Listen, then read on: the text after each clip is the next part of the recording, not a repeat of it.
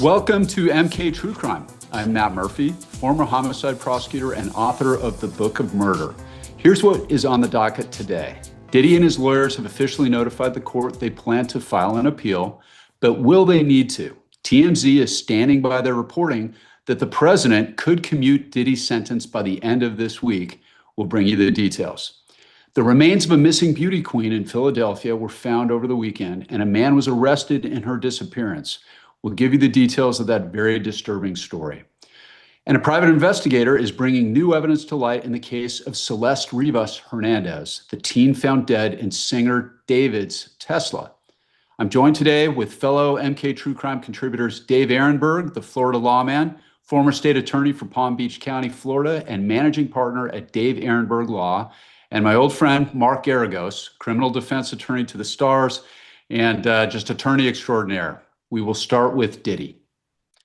Okay, well, let's jump right into Diddy here. We've got a man who is uniquely positioned to hopefully give us a little info, if you're willing, Mark. For those who don't know, Mark's daughter was one of Diddy's key defense lawyers. And for my part, I got to say, I think she did a fantastic job. And Mark is also personal friends with Harvey Levin with TMZ. And there was some news, Mark. Why don't you walk us through it? But I will tell you this, I reread the article that was posted, and I'm perplexed as to why the White House felt compelled to weigh in, because basically what was reported is that President Trump is vacillating, which I've seen personally several interviews where he has vacillated, number one or number two. And second of all, I have seen I think one of the other things that was reported is that he basically makes the final call or makes the final decision. I mean, that's hardly to me breaking news. I mean, that's absolutely the truth based on everything I know. I mean, he's the one who makes the decision. Look, I saw an interview with George Santos on Friday. Santos said he was sitting in his prison cell, had no idea it was coming until he watched it on TV. So, I think the reporting looks accurate. I think the president has said before that he's been asked, and I think that, yes, indeed, he's going to be the one who makes the decision. So, Dave, you've been politically elected. You did the whole politics thing. I just don't see the vig in this for President Trump to pardon Diddy. I mean, Mark's daughter did a great job. They just found him guilty of the Mann Act. He's only looking at, Mark and I talked about this before. My calculations are he's going to be in a halfway house in 18 months, thereabouts. What's in it for Trump to weigh into something this controversial? Trump is not running for re-election again, Matt, and Trump has a soft spot in his heart for celebrities or people with money. That's Diddy, and also for people who have been convicted of crimes where Trump thinks it's a bit unfair. And here you have Diddy, who was acquitted for all the major counts and was convicted on the lesser counts of Mann Act and is getting more time than a regular Mann Act defendant would get. And although I would disagree with President Trump's decision to pardon him, I would think that, to me, would outrage a lot of people. Like, hey, the jury spoke, he should serve his time, and it would be the heights of privilege to give a fellow wealthy celebrity a special get out of jail free card, literally. So I think that politically, yeah, it won't help him, but I can understand what goes through President Trump's mind. He is not just have a soft spot for people who are in privilege and money and wealth and celebrity, but also for people who have been, in his eyes, wronged by the criminal justice system. So what do you think, Mark? I don't want to get you in trouble. I don't want to get you in trouble with your daughter, but walk us through it, man. What is, I was shocked to hear that. What's going to happen? Give us your predictions without any inside info. I think that Dave was about 80% to where I am. I think that not only does Trump is there something that resonates? I think the fact that, frankly, anybody who was an objective observer of Diddy's prosecution would say it was weaponized. I mean, remember, that case was brought by the prior Southern District U.S. attorney, a guy who was basically auditioning a month before the election to be attorney general.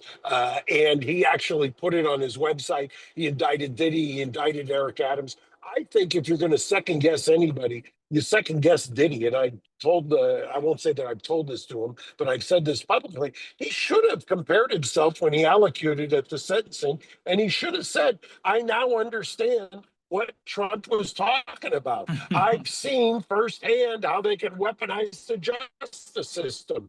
By the way, when you talk about a constituency, who is Santos's constituency? I mean, I saw Sean Hannity last night cross-examining him. I was going to text Sean Hannity and tell him, wow, I don't want to be on the receiving end of that, because he was laying into Santos. I don't think there's any love lost for Santos, but I think Trump feels for people when they get jobbed. And frankly, Diddy in this case, to Dave's point, and I think you might agree, Matt, nobody that I've ever seen, and they did a complete survey of it, nobody's getting 60 months, 52 months, whatever the hell he got, 4 years, 2 months, 5-0, for the Mann Act. It's just not there. It doesn't happen. And the whole idea of the sentencing guidelines is to eliminate disparity. And there is a disparity here.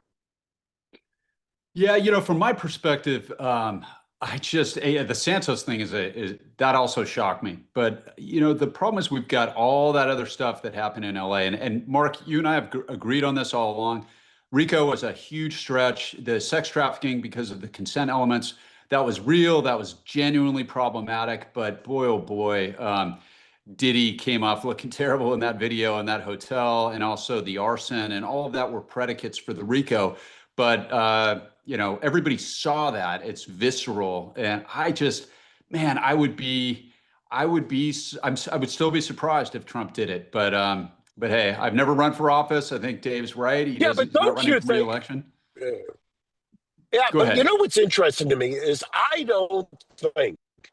really don't think that, but for that video having been leaked, I don't think he ever would have been indicted. I mean, that video was front and center in the prosecution. That video was what turned the public against him. That video is what got Cassie, if you believe what's reported, an extra $10 million on top of whatever the multiple of decamillionaire she already was from the Diddy settlement.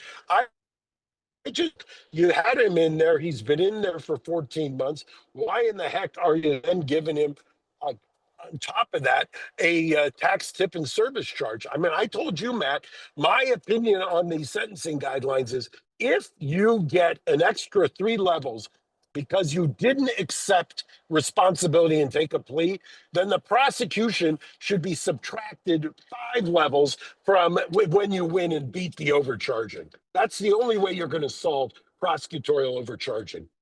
There's another aspect of this I wanted to throw out to both of you. Comey's daughter was really a huge part of this prosecution, right? And let's not forget, Comey is a blood enemy of Donald Trump. And look, on that one, I'm no fan of Comey, guys. Full disclosure, I think that guy was a disgrace to the FBI, and I think he did us all a huge disservice just as Americans. My personal view there.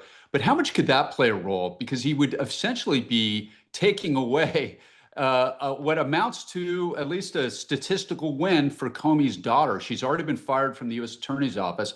What do you think? Is that the type of thing that could play in the mind of Donald Trump on this?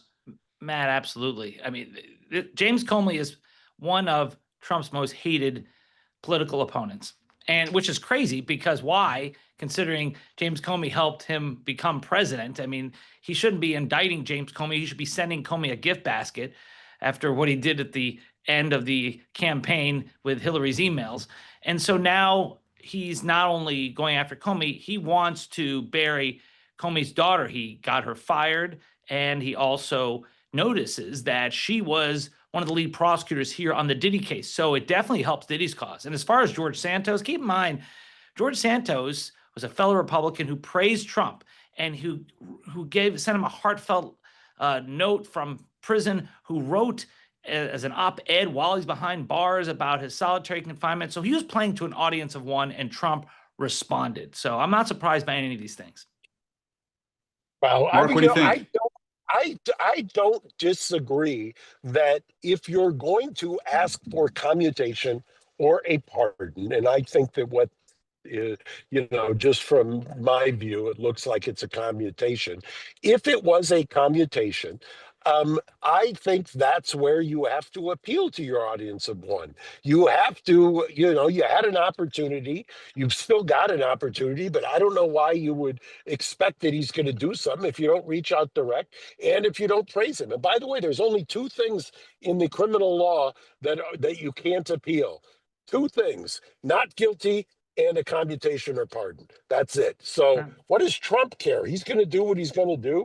And by the way, I still think you've got a better argument for Diddy to get commuted than you do for George Santos. Like I'll say again, George Santos, other than saying he's a Republican who's always voted that way, all Diddy should or could say is, look, I've seen now what happens when you're in New York and they decide they want to take you out. I've seen how they weaponize the criminal justice system. By the way, who else has been the victim of weaponization at the hands of New York prosecutors but Donald Trump?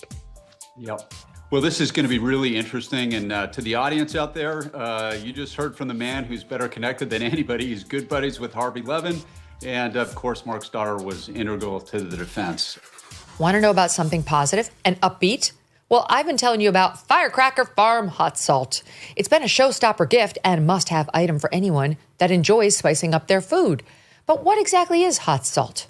Well, it's sea salt infused with a blend of hot pepper that's made by a wonderful little family company.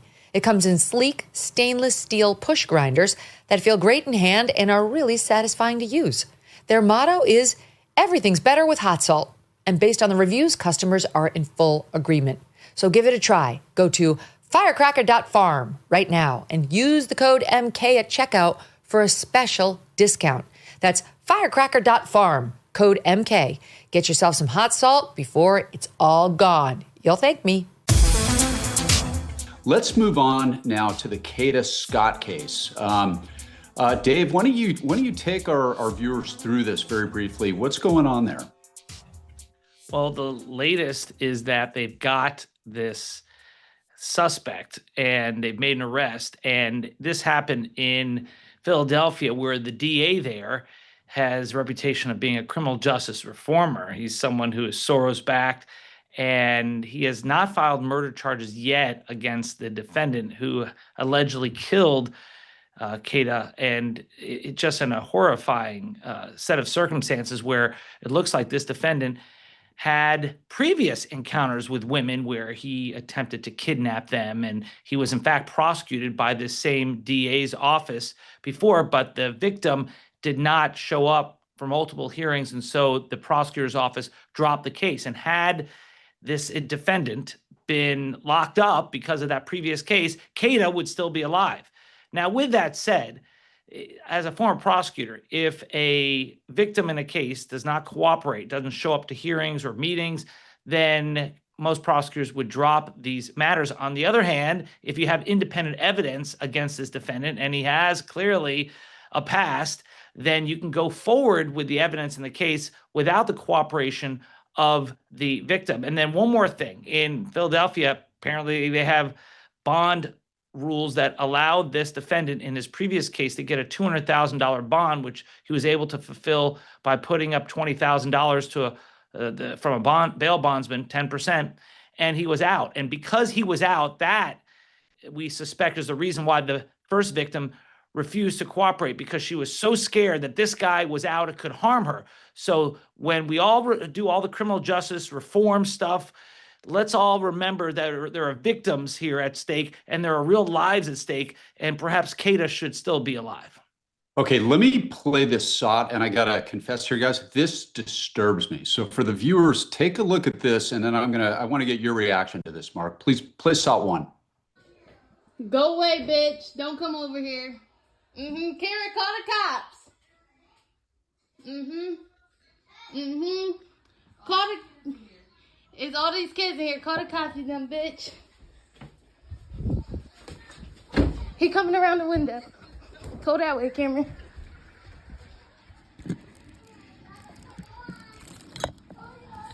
Yeah, bitch, go away. Bye. Go away. Bye. Yep. Bye.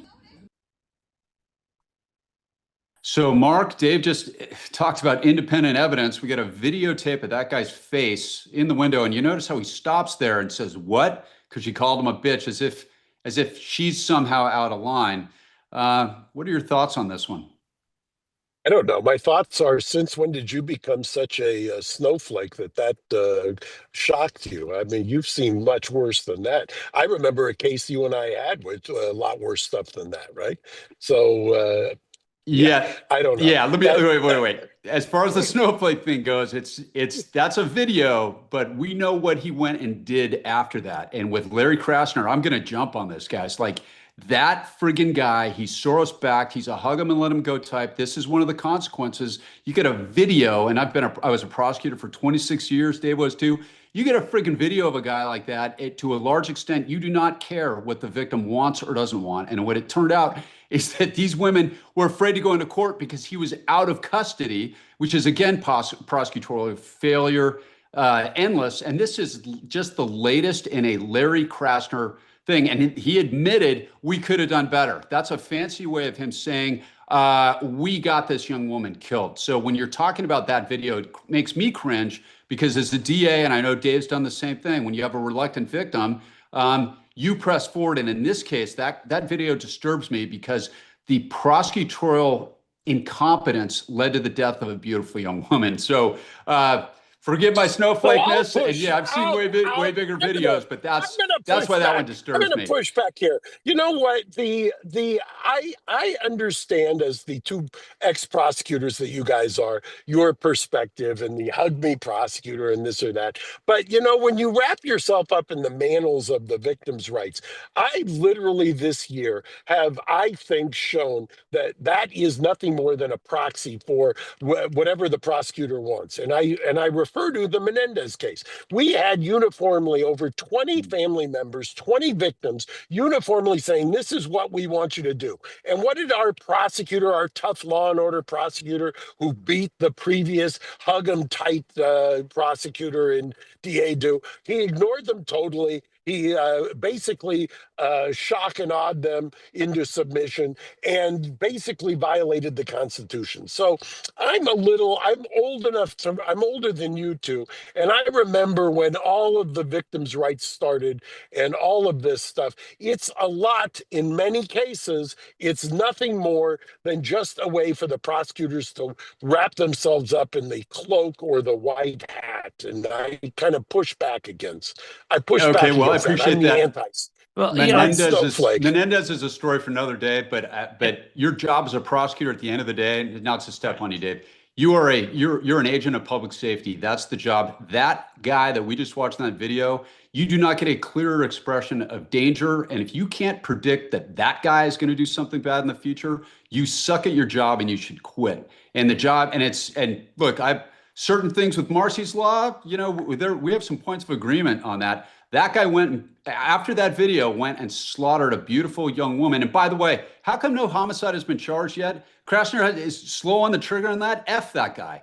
Like, dude, pull the trigger and friggin' file murder because the guy, he burned her car. This was a bad one. This isn't about victims' rights, Mark. This is about public safety. And they didn't have the backbone or the competence to take care of business. And that's a hard thing for prosecutors to do, guys. And we know it. It's like, you've got to balance fairness to the defendant, victims' rights. But the paramount thing is when you have somebody who's obviously dangerous, as this guy was, you've got to do what you can. They failed and a young woman died. That's my view. But we can talk about Menendez on another day. Dave, I didn't mean to step on you. What are your thoughts? Yes. Look, when you're a prosecutor, when you're the DA, as I was, you have to make the decision whether you're going to move ahead with a case when the victim does not cooperate. And in a majority of domestic violence cases, in my experience, a majority in our office, the victim does not want to cooperate. Here you have independent evidence. That's the difference. you had that video, and that video is telling. Plus, you had other accusations against this very guy. This guy was a clear and present danger to the community. And for him to walk because you had some victim issues about not showing up, in part because his bond was lower than it perhaps should have been. So he was sprung out to be a free person. I share your concerns, Matt. I also share your concerns with the DA there, Larry Krasner, who is a reform-minded prosecutor. And as much as I've opposed his style of criminal justice reform, I must say he has been reelected by the people of Philadelphia. Now it's a Democratic primary, closed primary election, but reelected nonetheless. By the way, how do I sign up for Prosecutors Anonymous? With you guys and the kind of hang 'em high, or it's the old Texas style where we'll give them a fair trial and then take them out back and hang him. But remember, if they are slow to pull the trigger, give them the benefit of the doubt. Maybe there is a problem of proof. Have you ever thought that there's a potential here that maybe they have real problems of proof? Nope. Not on this one, Mark. And that can be a real, a lot of times that can be a real problem. And look, I did homicides exclusively for 17 years. I look at this, what I'm reading online, I would have pulled the trigger, and so would anybody in my unit. And if we didn't and somebody got killed, that is probably a righteous career ender. If you didn't have the fortitude to go forward, and that's the problem. We talk about that's Nathan Hochman getting George Gascon out, and that really is something that you and I should talk about one day, Mark. I think people would find it very informative. You and I agree on a lot of things, and that's one that we don't. George Gascon was a blight on public safety in Los Angeles. I live here now. I watched it happen. That guy sucked. He was the former DA of San Francisco. He's the worst thing that happened to public safety in Los Angeles. And he is exactly what Dave said. He was a Soros-backed, hard left, hug him and let him go, no cash bail, all that bullshit. And people died as a result in LA, and people have died as a result in Philadelphia. And this beautiful young woman was one of those people. And I got no stomach for it. So, I would have filed it already. That guy, it's just every benefit he can possibly give to the bad guy so far over and above what the Constitution of the United States requires. And what happens is you forget about the innocent victims, not the ones on a case like you're talking about on Menendez and the family. I'm talking about the future ones whose death can be prevented by that kind of stuff. And sorry for the prosecutor's anonymous, but Mark, you're tough. You can handle it, and I think that's why they put you on with me and Dave. So it's exactly right. But I will just push back that all I've seen is that all of the people who voted in LA County, and we go back to that, and thought, oh my God, boy, he's going to come in, he's going to clean it up. Yeah, nobody has seen evidence of that so far. So I'll tell you, I understand, and I've said it publicly, the 90s are calling and they want their DA's office back, and that's where we're at. But the Neanderthal 90s is not the solution, I will tell you that. But so this is actually interesting, and I'll plug this right now. On November 21st, Mark, you and I are going to appear in Anaheim to introduce Megan, and I think they're giving you and I a conversation. So we should talk about that. I've got a bunch of stuff that I'll share with you off the air regarding Nathan Hochman, and it might be good to talk about when we do the introduction. You know what would be fascinating? Anaheim, for those who don't know, is in Orange County. We'll talk about the current DA in Orange County, who's not known as a Soros-backed progressive. But boy, there is going to. I'll put you on the hot seat then. Now you're going to get me in trouble. Exactly.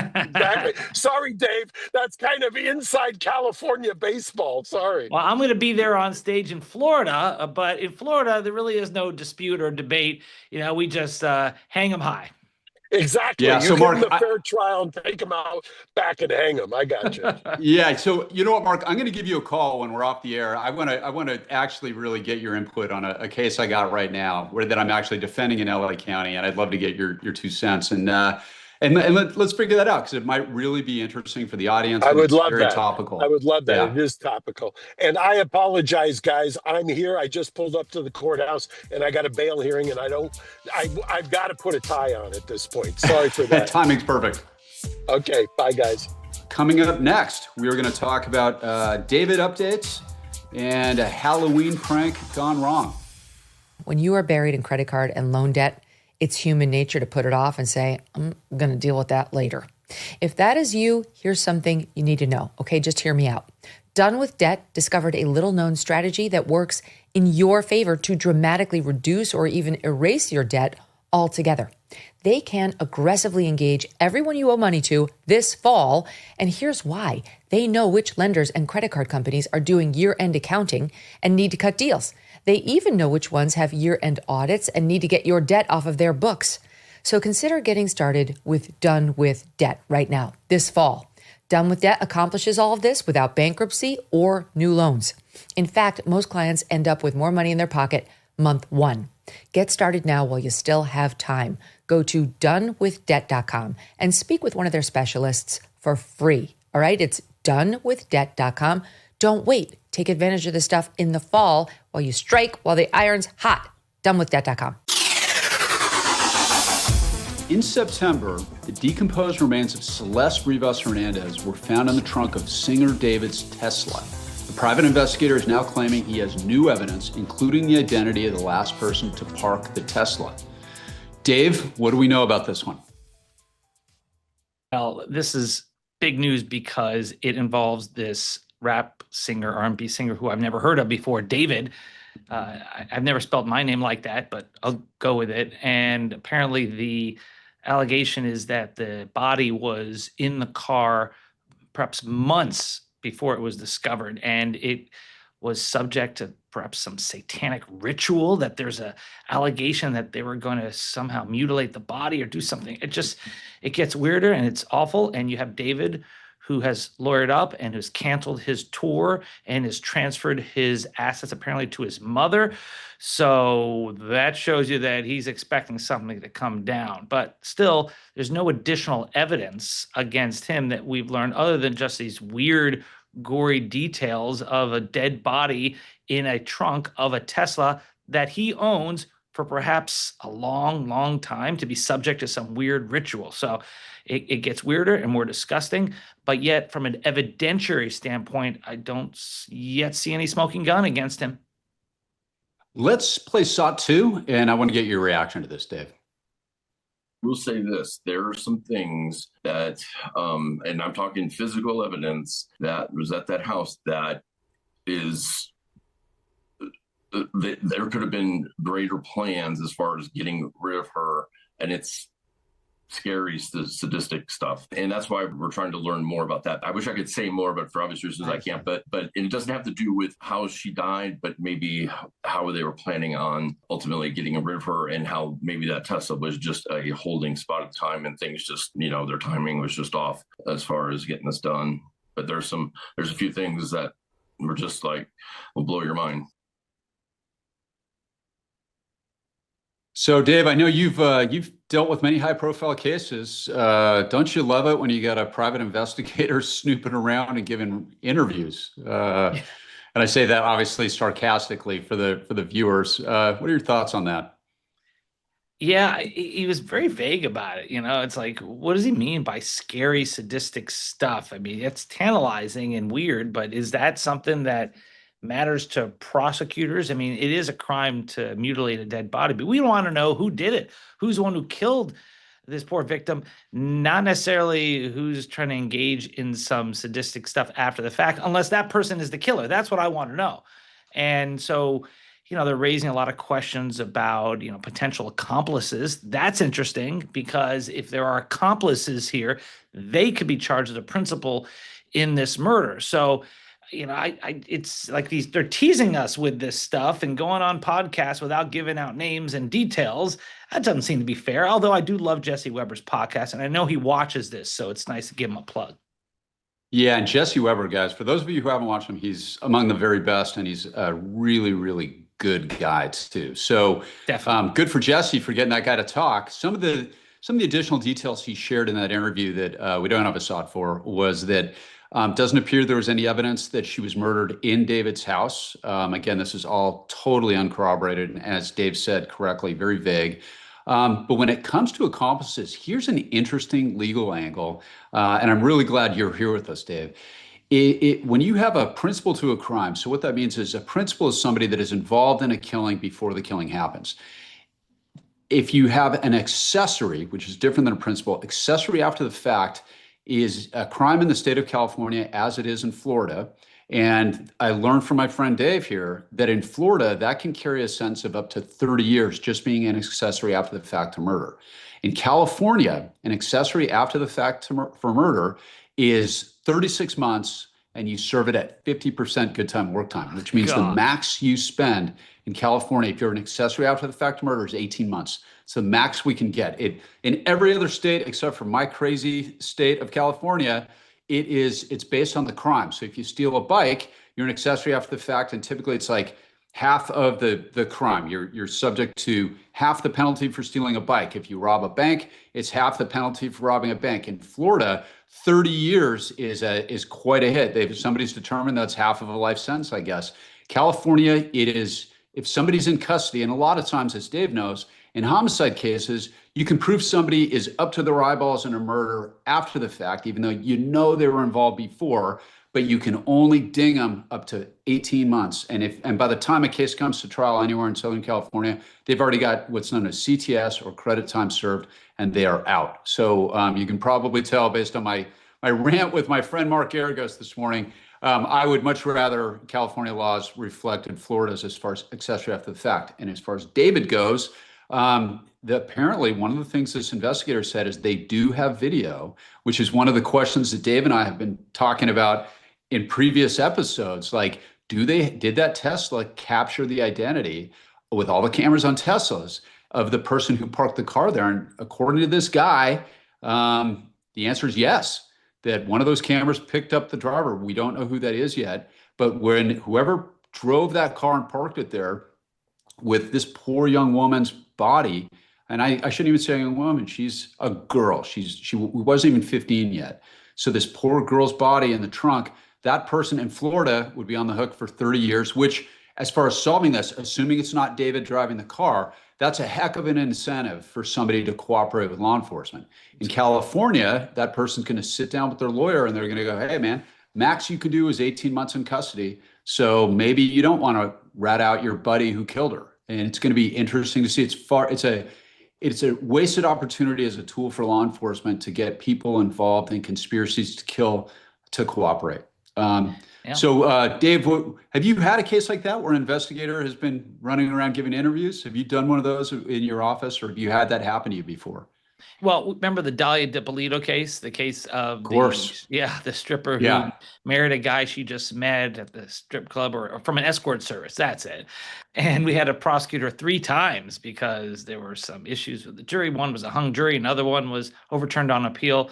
Right. But when it came to prosecuting them or her, we eventually got her a lengthy prison sentence. But as far as an accessory after the fact, that charge in itself would be more on a Gabby Petito case, the Gabby Petito situation. Remember that one in where Brian Laundrie's parents supposedly were involved or weren't involved, and they were never charged with that.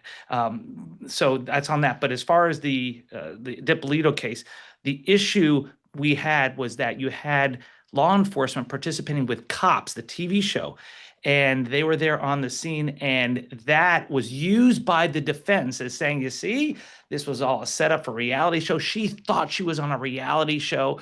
So the cameras, the speaking out, the investigators that are out there in the public can do damage to a case. It never benefits the prosecution to have people speaking out while an investigation is pending. And so we experienced that with the DiPolito case, and with the accessory after the fact, we had Brian Laundrie, whose parents were not charged, because it's more than just knowing that your son committed a crime, allegedly.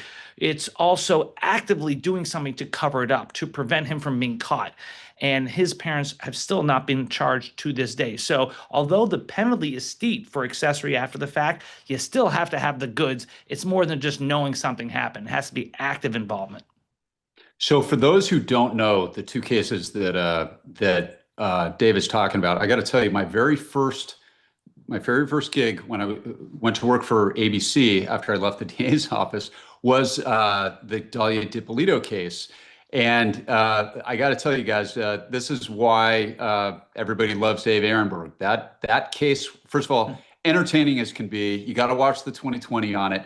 But you had really dogged prosecutorial efforts behind the scenes, making a lot of really good decisions to refuse to let go of this horrible woman who tried to murder her husband to collect. And it wasn't even a lot of money, Dave. It was like she thought she was going to inherit some sort of condo if he died, right? Like with a big mortgage on it and everything else. And it is a fascinating case. It's one of these stings where a woman tries to murder her husband, and the hitman rolls on her, and the police come in, and it's one of those, and it's fascinating, it's entertaining.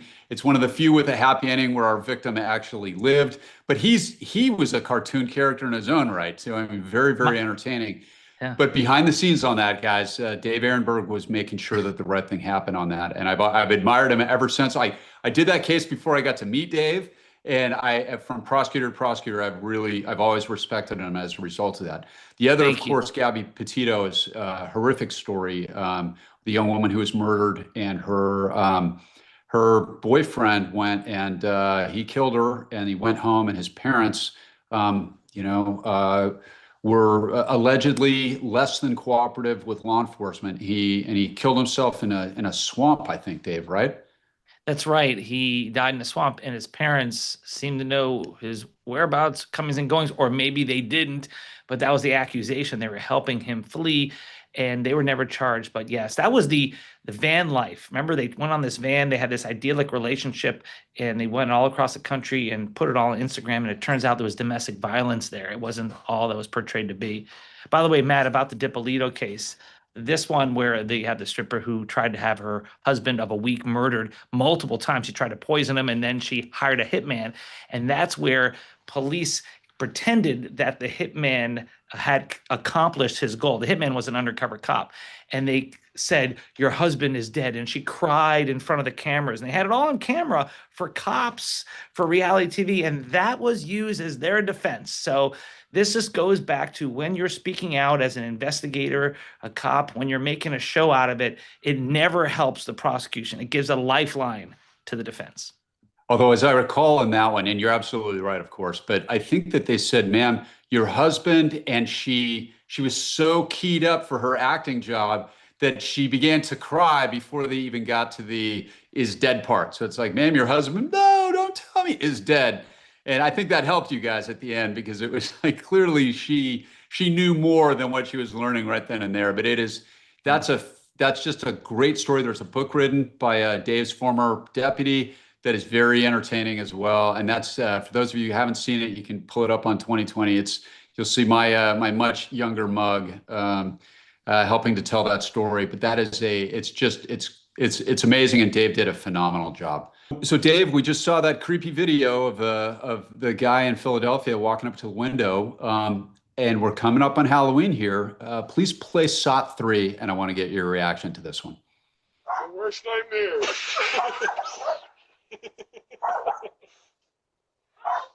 Your worst nightmare.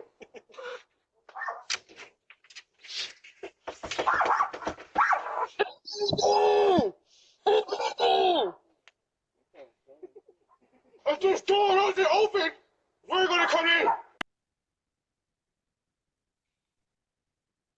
All right, so Dave Aronberg, what are we looking at there? Are we looking at kids playing a prank, or is that something more sinister? What's your gut? We're looking at very lucky individuals, because if this has happened in Florida, they would have likely been shot.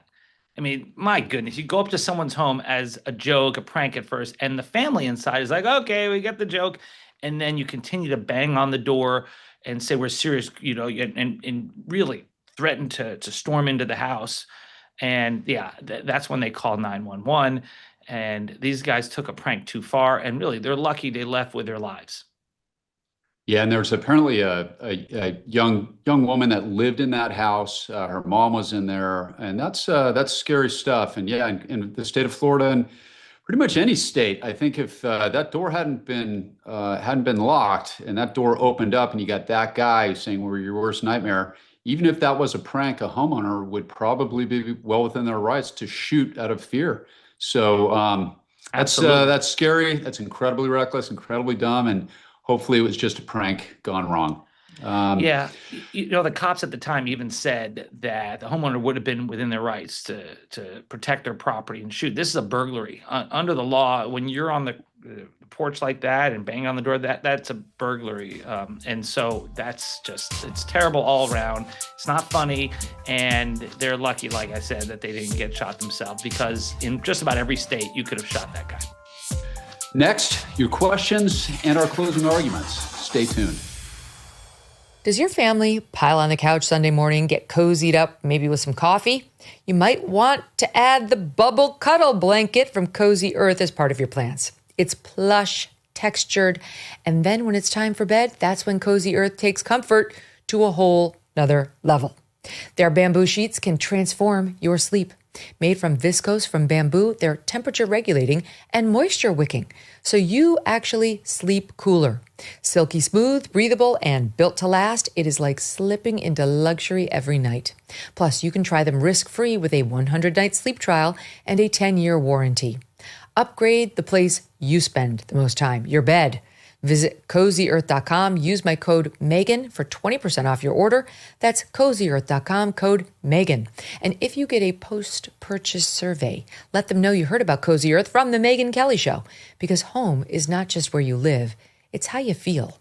Let's go home with Cozy Earth. We will get to our closing arguments and your mail, but first, Megyn Kelly is going to go on tour, and we are going with her. Dave, you mentioned Florida. Tell us what's happening in Florida. Matt, I'll be in the 305, where I'm originally from, but now it's about 2 hours away from me, but worth the drive to go see Megyn Kelly live and to see many of you who'll be down there at the James L. Knight Center November 7th. I'll be on stage at the beginning talking about true crime with Mark Geragos, and then the main event will begin. So looking forward to it. And I hear you'll be in California, my friend. I will. So on November 21st, my longtime friend, Mark Geragos, and I are going to be on stage. And I don't know if that's either going to be a love fest between Mark and I, or a spirited debate, as Mark and I often get into. But we're going to do the intro. It's a huge honor for me to be able to introduce Megyn Kelly personally. And it's basically my hometown crowd. This is going to be from the jury pool, Dave, that I prosecuted 250 cases over the years that I tried. And they're going to be my people. So I think it's going to be a lot of fun. It will be. Yeah, best of luck to you over there. It's gonna be a lot of fun. Yeah, a lot of fun. Let me read the question here. This is from David. And Dave, I want to get your thoughts on this. My question for my learned colleagues is this: are criminals born that way? Boy, is that an interesting question, and something that I think police and prosecutors, we've kicked that around, and defense lawyers too, our entire careers. So Dave, what do you think? So many movies and shows have been built on that theory. Natural born killers, remember that? Woody Harrelson. It's the people are inherently violent individuals. I remember Clockwork Orange. That was a pretty shocking film. That you can try to get people out of it by training their brains otherwise, but they eventually revert back to their genetics. There's the Silence of the Lambs. The Hannibal Lecter was an inherently evil person who was resistant to just the moral development that we all experience in life. So this has been a topic of whether it's nature versus nurture, and it's been covered by Hollywood. So I don't have an easy answer. There are a lot of studies out there, but I know there are things, in my experience as state attorney, that you can do to help people who are on the wrong path move over into the right path, because after all, that's why our juvenile justice system is based on rehabilitation and not punishment. If we didn't believe that we could steer people to a different path, then it would all be about retribution and punishment instead of rehabilitation. Yeah, I agree with you there. What's interesting in California, at least, is the goal of juvenile law is to rehabilitate. It really is to try to get those kids on track. And there are a lot of programs available to adults. The philosophical idea is to punish adults so that they learn the lesson. But there are certainly rehab and diversion programs that really do try to get people on the right track. Where I kind of draw the line is I spent 4 years in sexual assault, 17 in homicide. And when you come to the volitional violent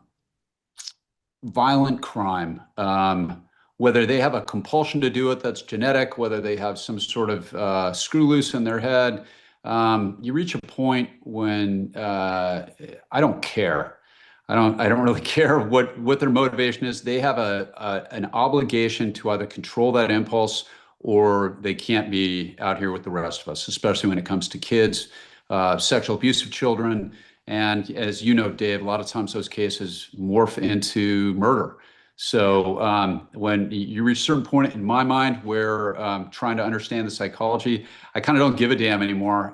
Some people need to go to prison and not get out, because as long as they continue to draw breath, they pose a danger to innocent children and people in the community. But very, very interesting question. And as usual, Dave, I agree with your thoughts on that.